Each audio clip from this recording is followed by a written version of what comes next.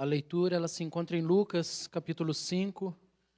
Aqueles que tiverem suas Bíblias e quiserem acompanhar, Lucas 5, verso 17 ao verso 26.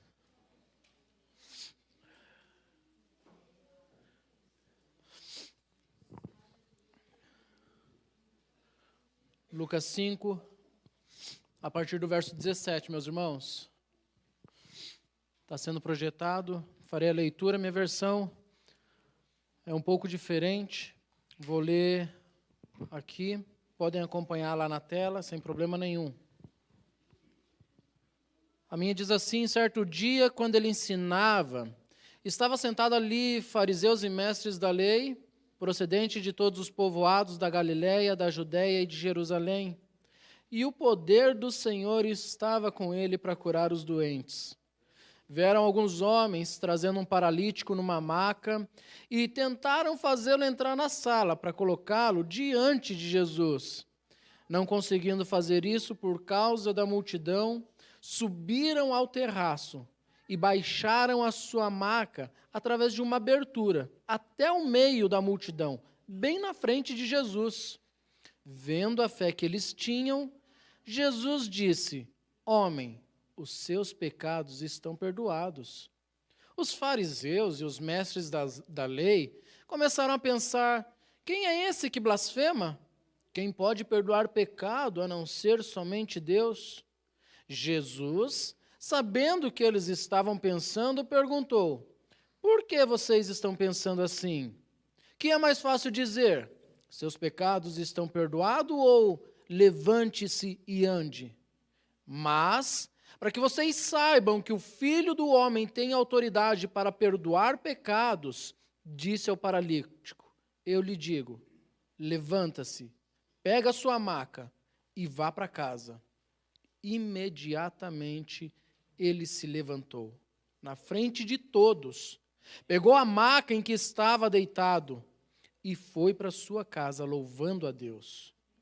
Todos ficaram atônitos e glorificavam a Deus, e cheios de temor diziam: hoje vimos coisas extraordinárias.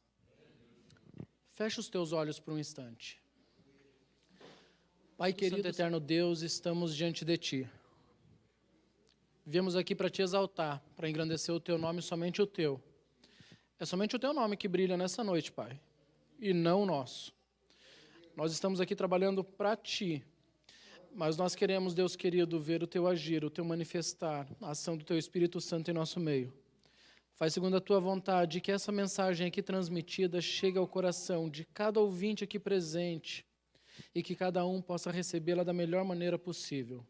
Eu Te peço humildemente, usa-me segundo a Tua vontade, em o nome de Jesus Cristo. Amém. Se você puder, pode assentar-se.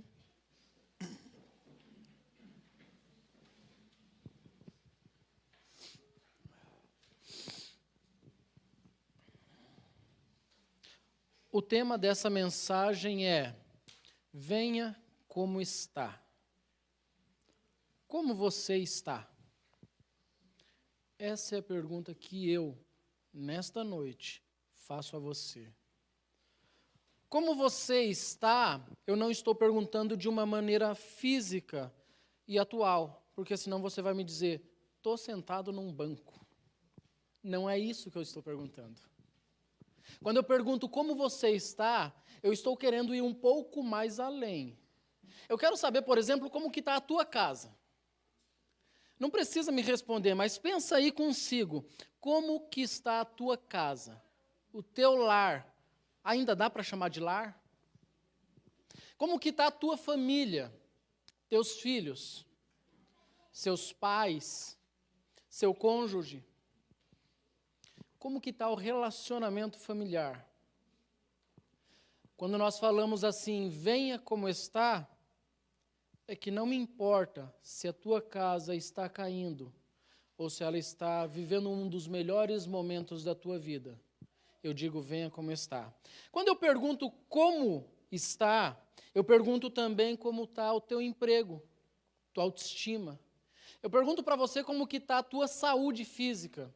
se você está com um problema ou não, se você está fazendo algum tipo de tratamento ou não. Quando eu pergunto como você está, eu quero saber da tua vida emocional. Você está passando por um problema de depressão, de estresse, de ansiedade? Eu, de fato, não conheço os irmãos que aqui estão, exceto alguns. Mas tem muitos aqui que, de fato, eu não conheço e eu não sei como você está. Mas nós pedimos para que você viesse como você está. Acima de tudo, quando eu pergunto como você está, eu quero saber da tua vida espiritual. Como está você, a tua intimidade com Deus? Eu não sei. Pouco sei da minha. Como você está? O tema diz, venha como está. Essa narrativa é uma narrativa muito conhecida, inclusive ela é feita tanto por Marcos, Lucas e o texto que eu li. Melhor, Marcos, Mateus e o texto que eu li de Lucas, ou seja, 3 evangelhos narram a mesma história, com detalhes diferentes, mas são detalhes. Se você observar a cena, você vai ver que 4 homens pegam um aleijado, um paralítico, que está deitado numa maca, e vão levá-lo até Cristo. Cristo, eles ficam sabendo que Cristo está numa casa, não está operando milagres. Cristo está aqui neste momento ensinando, diz o texto. Eles entendem que precisam levar este homem até Cristo. Sem ter a menor condição de entrar dentro da casa, eles sobem no telhado e descem este homem por cima. Eles abrem o telhado para que este homem chegue na frente de Cristo. Esse homem, ele é curado. E todo mundo fica pasmo, atônito, eu li aqui na minha versão. Eles não entendem o que está acontecendo, mas eles glorificam a Deus e dizem que grandes coisas estão acontecendo hoje. Eu pretendo não demorar muito neste sermão. Nós já tivemos várias e várias coisas hoje. E eu quero trabalhar apenas 3 pontos contigo. O primeiro ponto que eu quero trabalhar neste sermão é quem leva até Cristo. Nós temos pessoas dentro desta igreja que trouxeram pessoas. Eu estou errado? Tem pessoa que mandou WhatsApp, falou, vai lá na igreja, poxa, vai ter um culto lá da hora. Os caras estão ensaiando louvor faz um tempão já, vai ser massa. Vamos lá, poxa. Sabe, eu tenho certeza que alguém chegou e mandou um WhatsApp para você, foi na tua casa e falou assim, viu?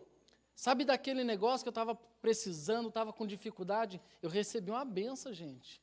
Foi Jesus. Você podia ir lá na igreja, lá que eu vou também. Sabe o que acontece? O que acontece é que assim, quem traz alguém até Cristo, ele precisa ter algumas qualidades. Uma delas, ele precisa ter visão.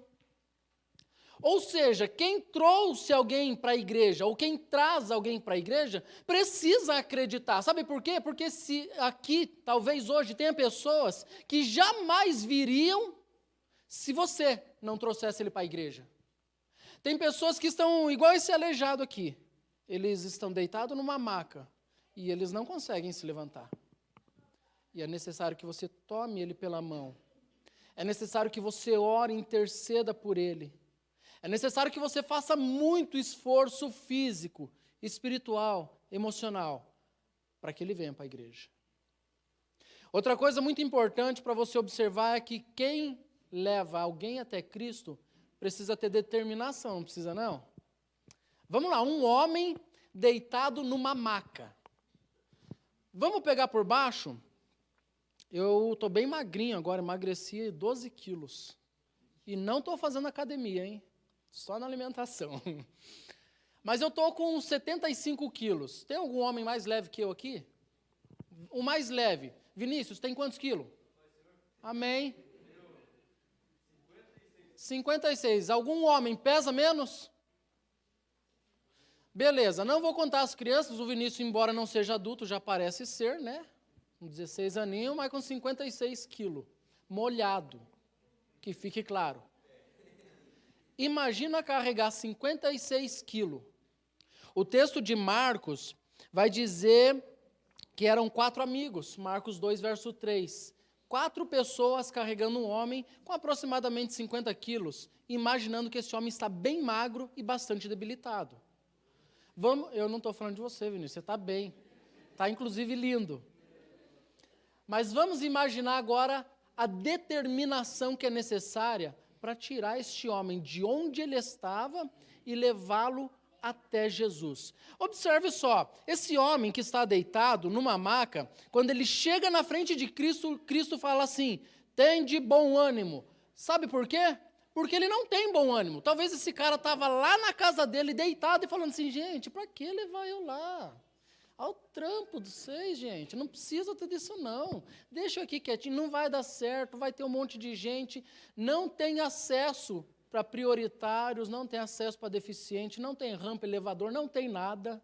Então, eu acho melhor ficar em casa, né? Imagina, sabe, um homem que está desanimado. Agora, imagina o peso que esses 4 amigos vão levar. Eu não sei quanto tempo eles ficaram andando, mas eles andaram. Imagina o olhar de julgamento das pessoas olhando. Anda lá, carregando um aleijado. Para Jesus, para quê? Não precisa, deixa em casa. Vai levar um pobre coitado desse, não tem necessidade. Ele nem precisa de Jesus. Sabe, determinação. Para analisar o peso que é para subir em cima de um telhado. Porque eles chegam na porta da casa, vê que está cheio, tenta entrar, ninguém deixa. Fala, gente, o que eu vou fazer? Gente, subiu o telhado. Sobe, os 4 amigos, destelha a casa do dono da casa, tira a telha, abaixa o cara com 4 cordas. Quem aqui já carregou móveis em prédio sem poder usar elevador? Aí, ó. É um sofrimento, né? Almir é marceneiro, Almir? Eu sou marceneiro, estou entregando 2 guarda-roupa, tá?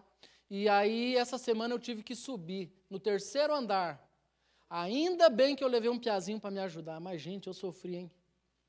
Eu sofri demais. Saí de lá tudo molhado de suor. Falei, misericórdia. Nem sabia que precisava trabalhar tanto. Imagina esses homens carregando 4 homens carregando um homem. Para subir em cima do telhado e depois descer. Tem que ter determinação. Senão a gente não faz. Tem que ter visão, tem que acreditar que vai dar certo. Mas quer ver só? Precisa ter criatividade. Precisa não? Eu não sei. Já li a Bíblia algumas vezes, tá? E até hoje eu não encontrei um local onde está escrito assim, ó. Quando você chegar na igreja e não der para entrar, suba no telhado. Desce pelo telhado. Não tem isso em lugar nenhum. Onde vocês viram isso? É criatividade. Falou, gente, precisa dar um jeito de levar esse cara até Cristo. Como é que nós fazemos? Não sei, damos um jeito. Sabe por que eu falo isso? Porque assim, a mensagem, a Bíblia, ela é a mesma. Lá da época dos profetas, na época de Moisés.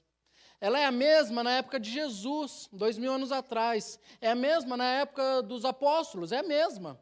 Dos pais da igreja, é a mesma. A palavra é a mesma. O que os nossos pais, os nossos avós pregavam sobre a palavra de Deus é a mesma coisa. O que nós pregamos hoje é a mesma coisa. Espero que os nossos filhos e netos continuem pregando o mesmo sermão. Continuem fiéis à palavra de Deus, porque ela é inegociável. Nós não mudamos a mensagem, nós não mudamos o evangelho, mas o modo de evangelizar, sim. Precisamos ser criativos. Eu fico imaginando Paulo. Paulo com um trequinho desse aqui, ó, apóstolo Paulo.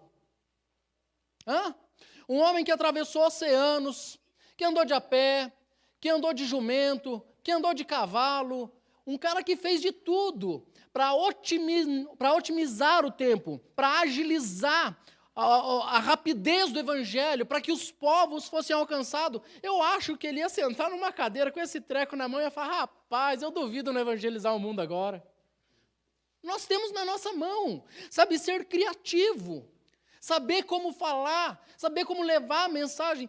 Quantas e quantas vezes nós postamos, publicamos coisas sem sentido na nossa rede social, os nossos status? Usa para falar de Cristo. Usa para trazer pessoas para a igreja. Eu fiquei muito feliz de ver que muita gente publicou ou republicou, né, nosso convite para que viessem para a igreja hoje. Eu fiquei muito feliz, porque é exatamente para isso que a gente tem a internet. Não é só para tirar sarro do Palmeiras, que perdeu para o São Paulo, do Atlético, que ganhou do Coxa. Nada contra, tá? Mas não é só para isso, não. Não é só para isso. Não é só para tirar sarro ou contar uma piada. Não é só para avacalhar o vizinho. A gente também pode usar essa ferramenta para falar de Cristo. É criatividade. Esses homens tiveram criatividade. Mas, acima de tudo, esses homens, eles tiveram fé. Olha só o que diz o texto. Verso 20, Lucas 5. E vendo-lhes a fé. O texto aqui está no plural, sabe por quê? Porque ele não está falando da fé do paralítico.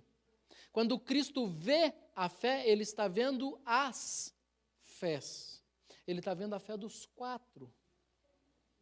Talvez o paralítico até tivesse no meio com essa fezinha dele ali, meio mascarado, escondidinha. Mas o objetivo do texto é falar da fé daqueles 4 homens que levaram aquele aleijado até Cristo, aquele paralítico. Sabe, a gente precisa acreditar que vai dar certo. Quando você leva alguém até Cristo, não vá duvidando, não. Você coloca ele diante de Cristo, você está colocando ele diante da única pessoa que pode resolver verdadeiramente o problema dele. É somente Cristo. Quando eu falei aqui no começo que essa igreja não pode resolver o teu problema, eu falei sério. A gente aqui é parceiro, tá? Camarada, abraça, vai na tua casa, se puder te ajudar, te ajuda, se puder dar um conselho, pastor Ricardo, a gente está aqui para isso, gente, para fortalecer um ao outro, mas eu não posso fazer milagre por você, não. Essa que é a realidade. Mas eu sei que Cristo pode, e Ele está aqui hoje. Cristo pode todas as coisas. Um outro ponto que eu quero tratar contigo é sobre quem impede as pessoas de chegarem até Cristo. Então, primeiro ponto, quem leva até Cristo. O segundo, quem impede o acesso até Cristo. Em primeiro lugar, quem impede o acesso até Cristo? A multidão. Multidão, não sei se vocês já repararam na Bíblia, mas nem sempre é um negócio muito bom, né? Para pensar, o ceguinho, cego de Jericó. Ele está lá sentado na beira do caminho, Cristo está passando, ele está vendo. Mentira, ele era cego, ele estava ouvindo. E ele fala assim, Jesus, filho de Davi, tem compaixão de mim. E a multidão cercando Cristo, e o texto diz que quanto mais Cristo vinha se aproximando, mais alto ele gritava, Jesus, filho de Davi, tenha compaixão de mim. E o que o povo fazia? Cala a boca, cego. Fica quieto, fica na tua aí, maluco. O mestre está passando, o que você está rateando? É multidão, gente, é multidão. Quer ver só, a mulher do fluxo de sangue, 12 anos, com hemorragia, ela precisa chegar em Cristo e tocar na orla do manto de Jesus, na barra do vestido de Cristo. E quem que está atrapalhando ela? E aí a gente chega aqui e fala assim, a voz do povo, sei não, hein? Não é a voz de Deus, gente. Multidão normalmente não te leva para o bom caminho. Aliás, minha mãe me chamava às vezes de Maria vai com as outras. Não sei o que é isso. É aquele piá de mente fraca que segue a galera. Vai no ritmo, vai no fluxo. É isso aí. Sabe, hoje em dia o nosso problema é que assim, os nossos camaradas, os nossos amigos, querem nos ver nos barzinhos. Essa é a realidade. Quer ver a gente na balada. E nunca é um sozinho que faz o fervo, sempre é a galera. Ou seja, é a multidão tentando arrastar. Você está entendendo que andar contra a multidão muitas vezes é difícil? E sabe por quê? Porque a multidão não quer liberar o acesso teu para Cristo. Multidão, normalmente, ela é um empecilho. Mas ainda mais, quem impede o acesso até Cristo, a Bíblia fala ainda que são os mestres da lei, os fariseus. Observa o verso 17, diz assim, aconteceu que em um daqueles dias estava ensinando, e estava ali assentado fariseus, doutores da lei, que tinham vindo de todas as aldeias da Galileia, Judeia e Jerusalém. Olha só, quando a Bíblia fala que veio de todas as aldeias da Galileia, de Jerusalém e da Judeia, está falando que veio todo mundo que era da igreja, mas só os chefes, só os pastor. Os pastor. Mas por quê? Porque eles não estavam lá com interesse de ouvir a palavra de Cristo. Eles não estavam lá querendo se converter ao evangelho, eles não estavam lá para querer ouvir as boas novas. Eles tinham um único objetivo, eles queriam ir lá para pegar mentira, para ouvir que Jesus falou algo de errado, para poder criticar. E é duro, sabe? Quando você prega a palavra de Deus e alguém vem, mas não vem para prestar atenção na mensagem de Cristo, não. Vem para ver se o mensageiro falou abobrinha ou não. Vem para ver se ele fez uma frase mal elaborada. Ih, olha lá, falou bobeira, hein? Depois, no final do culto, eu vou pegar ele. Vou ver se esse negócio é verdade. Tem gente que faz isso. A gente tem que vir para a igreja para ouvir a voz de Deus. Aliás, digo mais, não ouçam a minha voz, ouçam a voz de Deus. Eu não sou ninguém. Essa que é a realidade. Se em algum momento eu falar alguma coisa que não está na Bíblia, fica com ela, tá? É a Bíblia que manda. Eu faço o possível para ser fiel à palavra de Deus, mas eu sou homem e falho. Talvez eu fale bobeira. Quando você ouvir alguma coisa de errado, fala, opa, até ali eu ouvi, agora pera lá. É a palavra de Deus que você tem que vir ouvir. Esses homens, eles estavam ali simplesmente para pegar Cristo. Simplesmente para isso. Eles questionavam em seu coração. E é interessante isso, sabe por quê? Porque o povo nessa época, eles têm um costume, uma mania de pensar que a pessoa normalmente está enferma por conta dos pecados, sabia? Vocês vão ver, por exemplo, o homem cego, os discípulos chegam em Cristo e falam assim, quem pecou, os seus pais ou ele para que nascesse cego? Cristo fala, nem um nem outro. Ele nasceu assim para que se manifestasse a glória de Deus. Ou seja, existia esse mito, essa lenda de que se a pessoa é leprosa, é aleijada, se ela é cega, ela tem pecado. Ou ela é os pais dela. E agora, talvez essa situação diante dos escribas seja uma situação um pouco complicada, sabe por quê? Porque Cristo fala assim, perdoados estão os teus pecados, e eles perguntam, quem é ele para perdoar pecado? É só Deus. E olha só, estão certos. É só Deus que perdoa pecado. Pastor não perdoa pecado, tá? Igreja não perdoa pecado, santo não perdoa pecado, ninguém, absolutamente ninguém, a não ser Deus. Só Deus perdoa pecado. Eles estavam certos. Eles falam assim, quem é este? Para perdoar pecado há só um, que é Deus. Perfeito. Só que eles não sabiam que estava na frente dele. Deus encarnado. Agora, Cristo vai olhar para eles sem ouvir o que eles pensaram, porque estava no coração, e vai dizer assim, por que vocês estão questionando isso? É mais fácil dizer para este homem, perdoados estão os teus pecados, ou levanta, pega a tua cama e vai para casa? Para vocês entenderem que eu tenho poder para perdoar pecado, levanta. Bota na costa a tua cama e vai. Agora fica difícil eles contraporem Jesus, porque se o homem estava assim porque era pecador e se levantou, obviamente ele não tem mais pecado. Cristo realmente perdoou. Vocês estão entendendo? Cristo, ele faz. E agora eu quero caminhar para o final da nossa mensagem, gente, como eu prometi, bem curtinha, só para você entender um pouco do que Cristo faz por nós. Primeiro ponto, quem leva até Cristo. Segundo, quem impede o acesso até Cristo. E por fim, quem vai até Cristo. Esse homem, não sei como ele chegou até Cristo. 2 ou 3 coisas eu sei. Ele não estava animado, ele tinha pecados e ele também estava aleijado. São 3 coisas que ele foi resolver.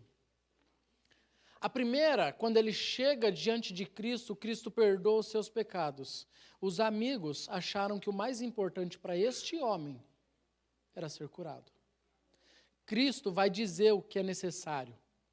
Quando o homem chega aos pés de Cristo, no meio da sala, a primeira coisa que Cristo diz é: homem, tem de bom ânimo, os teus pecados estão perdoados.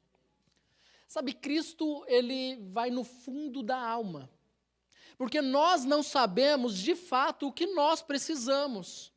Nós nos enganamos, aliás, a Bíblia diz que enganoso é o coração do homem. Nós pensamos que precisamos de um carro bom, de uma casa melhor ou de uma conta bancária um pouco mais recheada. Nós pensamos e acreditamos de fato que precisamos, às vezes, ter um pouco mais de saúde. Nós acreditamos que sem uma esposa ou sem um marido nós não somos felizes. Que os nossos filhos não são os filhos que eu sonhei e por isso meu lar não é bom. Nós sonhamos, nós queremos, nós desejamos, mas você já perguntou para Deus o que de fato Ele quer para a tua vida? Você já se perguntou e já conversou com Ele dizendo, Deus, faça a tua vontade na minha vida? Quando foi que você fez isso pela última vez? Talvez o que você precise mais não é o que você mais tem buscado. Essa é a realidade. E talvez seja triste notícia. Muitas vezes o teu desejo, ele é errado. Sabe o que Cristo me faz entender? Me faz entender que nada nessa vida é mais importante do que o perdão de Deus para com o homem. É para isso que ele morreu numa cruz, para perdoar pecado. Ele entregou a última, quando eu falo a última, é no sentido literal, a última gota de sangue caiu. Foi só para perdoar os nossos pecados. Talvez você não entenda o que é o sacrifício de Cristo na cruz do Calvário. Eu vou explicar de uma maneira muito breve, muito rápida e bem sucinta. Cristo é colocado na cruz do Calvário como um cordeiro para pagar pecados. O Antigo Testamento ele sacrificava animais como remissão de pecado. Esse animal era colocado num altar onde o sacerdote colocava a mão sobre ele e falava assim, Andriele, os teus pecados deposito sobre este bode. Colocava ali, matava o bode, deixava derramar todo o sangue. O pecado dela está encoberto com o sangue do cordeiro. Quando Cristo nasce, ele vem para fazer exatamente o que esse cordeiro fez. Só para vocês entenderem a seriedade do negócio, Cristo um dia está no Getsêmani. Ele vai ser preso daqui a pouco para apanhar, para logo mais ser crucificado. Ele está no Getsêmani e ele está orando. Tá os 3 discípulos que eram os amigos dele, os 3 principais, que é João, Tiago e Pedro. Ficaram dormindo, né? Que era para estar orando, dormiram. Jesus está sozinho orando. E o texto diz que ele transpira, que ele soa, derrama suor de sangue. Porque a agonia era grande. Ele fala assim, Pai, se possível, afasta de mim esse cálice. Mas, todavia, não faça a minha vontade, sim a tua. Sabe o que está acontecendo nesse momento? Nesse momento, Cristo ele está sentindo sobre as suas costas o pecado de todas as gerações, de toda a humanidade, sendo colocado sobre os seus ombros, para que saindo dali, ele sangre até a última gota, para perdoar todos os pecados. Não era daquela época, não. É desde o primeiro, desde Adão. E não é até hoje não, tá, gente? É até a vinda do Messias. É todos, sem exceção. Cristo morre na cruz, carregando o pecado de todos nós. Sabe, é exatamente isso que Ele espera das nossas vidas. Que você fale assim, eu preciso de uma cura, eu preciso de um emprego. Mas, acima de qualquer outra coisa, eu preciso estar contigo, Deus. Eu preciso receber o perdão dos meus pecados, eu preciso transformar a minha vida, eu preciso mudar por completo a realidade. Esse homem, ele entra também paralítico, mas ele sai de lá completamente curado. Porque era só uma bênção que aqueles 4 queriam para aquele homem, e na verdade eles recebem muito mais do que isso. Ele entra carregado em uma maca. E ele sai de lá fazendo o quê? Carregando a maca dele. Eu vou conversar contigo bem rapidinho. Esse homem, ele entra dentro daquela casa, na presença de Jesus Cristo, cativo. Ele entra aprisionado. Ele entra cativo e aprisionado do medo, do desânimo. Esse homem, ele entra dentro daquela casa, na frente de Jesus Cristo, Ele entra cativo, talvez, da sua autoestima. Uma autoestima baixa, ferida, achatada. Ele entra refém e cativo do pecado, das tristezas. Sabe, Cristo fala para ele, levanta, pega a tua maca e vai para a tua casa. Eu não sei onde ele estava antes, mas talvez ele nem tivesse mais contato com os seus familiares. Talvez estivesse afastado. Talvez sem abraçar a sua família durante anos e anos. Sabe a tristeza, talvez, que esse homem estava sentindo? Ele entra completamente cativo de todas essas coisas. As dores. Sabe, aos olhos da medicina atual, é impossível que um homem aleijado levante de uma maca, pegue a maca e saia andando. Qualquer pessoa que trabalha na área de saúde vai saber que ele precisaria de meses de uma fisioterapia puxada.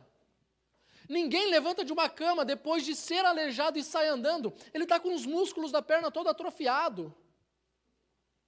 Ele entra deste modo, mas ele sai andando, glorificando a Deus e carregando a sua cama. Sabe, aquilo que antes figurava o aprisionamento dele, agora está sobre os seus ombros, que era uma cama, uma maca. Esse homem, ele entra ali talvez carregando vergonhas, se sentindo um inútil.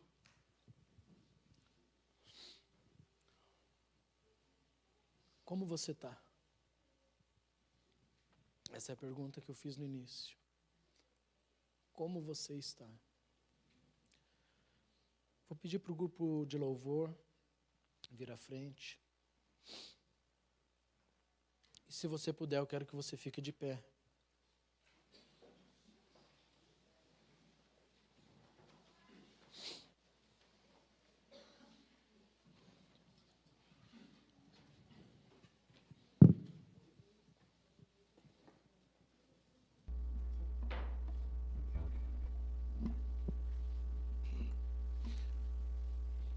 Como você está? Que tipo de dor você está sentindo? O quanto está sangrando a tua alma? Eu não sei como que você entrou aqui nessa noite, mas eu sei que talvez você entrou aqui buscando mudar a sua vida. Eu não sei aonde mais dói, se é no teu coração, se é na tua alma, ou se é no físico, mas eu sei que Cristo está aqui hoje, Ele pode mudar a tua vida, Ele pode transformar a tua realidade. Você pode ter entrado aqui refém dos vícios, e pode sair daqui sem ser mais um dependente químico. Você pode ter entrado aqui desempregado, e talvez na segunda-feira, você receba uma ligação te chamando para entrevista. Você pode ter entrado aqui olhando para toda essa situação e imaginando como que está na tua casa, talvez tudo pegando fogo lá. Mas Cristo pode mudar a situação. Ele pode mudar completamente a tua vida, Ele pode mudar completamente a tua história, Ele pode te dar tudo novo, pode transformar a realidade. Mas para isso você só precisa dizer sim. Eu vou chamar Diaconisa Clarice, pastor, por gentileza, vem à frente. Eu vou querer que você venha aqui receber oração. É isso que eu quero. Eu quero que você faça um compromisso com Cristo. Você quer ver a tua vida diferente? Você que ainda não fez um compromisso com Ele, você que ainda não conversou com Cristo, falou assim, eu quero viver para Ti, só para Ti. É para você o convite. Se você acha, se você acredita, se você tem fé que Ele pode transformar a tua história, a gente quer interceder por você. Vem à frente, nós estaremos entregando a tua vida nas mãos de Cristo. Amém? Pode vir. Pode vir. Venha porque Ele está aqui hoje para salvar a tua vida. Ele está aqui para transformar a tua história, para mudar o teu futuro, para transformar tudo na tua casa. Vem que nós estaremos intercedendo por você. Nós queremos entregar a tua vida aos pés de Cristo Jesus, o único que é poderoso para salvar, amém? Vem, enquanto isso o grupo de louvor estará louvando e nós estaremos intercedendo pela tua vida. Mas não deixa para depois não, venha. Cristo quer mudar a tua história, amém?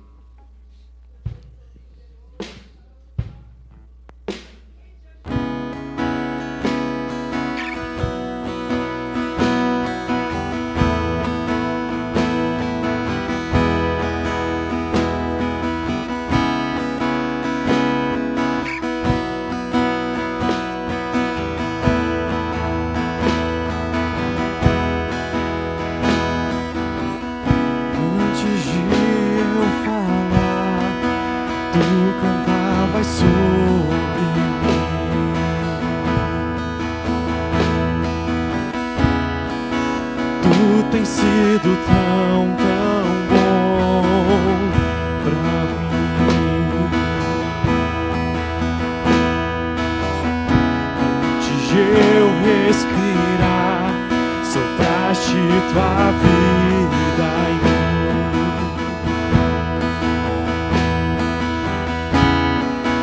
Tu tens sido tão bom pra mim. Oh, impressionante, infinito e ousado amor de Deus. Oh, que deixa as 99 só pra me encontrar. Não posso comprá-lo, nem merecê-lo. Mesmo assim, se